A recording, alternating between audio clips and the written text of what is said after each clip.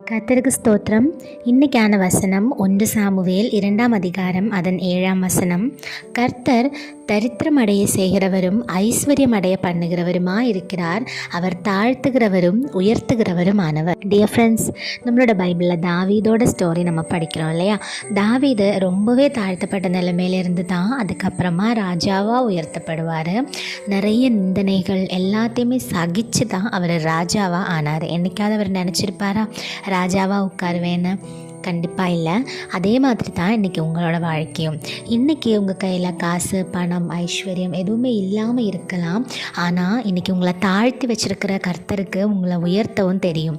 இன்றைக்கி உங்கள் கூட இருக்கிறவங்க உங்களை நிந்திக்கலாம், உங்ககிட்ட காசு பணம் இல்லைன்னு. ஆனால் நாளைக்கு உங்களை பெரிய இடங்களில் கர்த்தர் உட்கார வைப்பார். தேசங்கள் ஆள்ற ராஜாவாக உங்களை உட்கார வைப்பார்.